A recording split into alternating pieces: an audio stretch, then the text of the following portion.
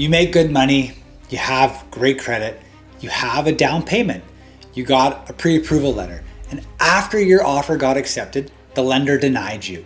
This is happening to Canadian buyers every single week, not before they find the house, after the offer is in, after they've told their family, after they've started planning the move.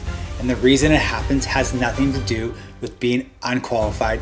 It has to do with these three specific traps that almost nobody explains before it's too late. Let's go. But first, let's clear something up that almost nobody explains properly. A pre-approval is not an approval. It's an estimate. It's a lender saying, based on what you've told us, you probably qualify for this. The real approval happens later, after you've made the offer, after you've attached conditions, after you're emotionally invested in the home. That's when the lender starts verifying everything. And that's where deals are getting killed right now. Trap number one, self-employed income. If you own a business or work for yourself, banks don't look at what you made, they look at what you declared after deductions. And most self-employed Canadians do exactly what they're supposed to do. They reduce their taxable income where legally possible. Great for taxes, terrible for your mortgage application because bank lenders qualify you using your net income, not your revenue, not your deposits, not what hits your bank account. What matters is what's left after every deduction is taken. Here's a real example of this. A contractor came to me earning roughly $180K per year. Great credit, strong down payment, already had a pre-approval from his bank. He felt completely confident going out to make offers. Then underwriting started. The lender averaged 2 years of tax returns. 1 year he declared 85K, the next year he declared 140. The lender averaged them together. His qualifying income came out to roughly 112,000. The home he wanted required closer to 165. The deal died. Not because he couldn't afford the home, because on paper, it looked like he couldn't. Trap number two, commission and bonus income. If part of your pay comes from commissions, bonuses, overtime, or variable income, lenders will usually average it, most often over 2 years. And that's where buyers get caught. I had a client in sales. Her base salary was 70K. She earned roughly another 60K in commissions. Total income in a strong year was around 130. But the previous year was slower. She only earned about 28K in commissions. So the lender averaged the commissions over 2 years. Instead of just using 60K, they used roughly 44. Her qualifying income wasn't 130, it was closer to 114. And there's another rule most people don't even know. Depending on the lender and income structure, some variable income may not be fully counted. So the income you've built your budget around may not be the income the lender's going to use.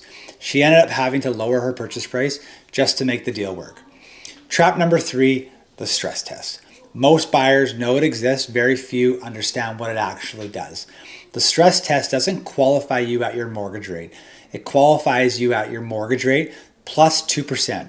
So if you're getting a 4.5% mortgage, you may have to qualify at 6.5%. There's also a government minimum qualifying rate. Whichever number is higher is the one the lender uses. Here's what that means in the real world.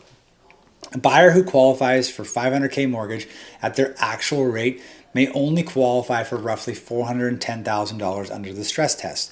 That's $90,000 of purchasing power gone.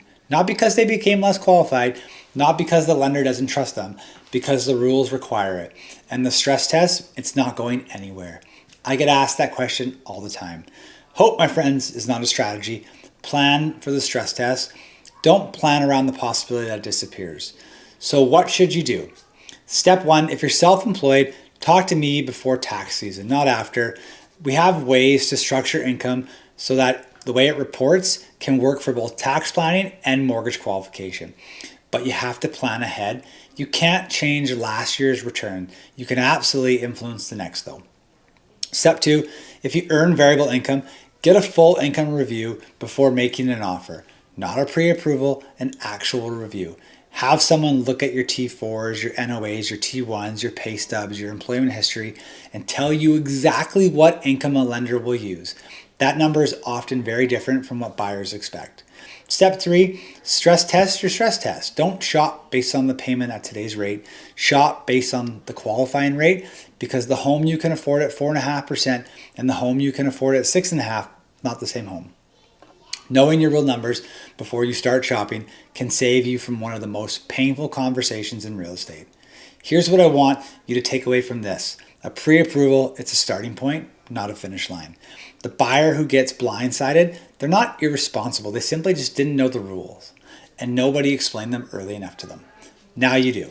If you're planning to buy and you want someone to review your numbers before you make an offer, book a call with me, chatwithscott.ca. The link is down below in the description. One conversation now could save your deal later. If this video helped, hit subscribe. And when you're done with this one, watch my last video where I break down the current state of the mortgage market. I'll see you there.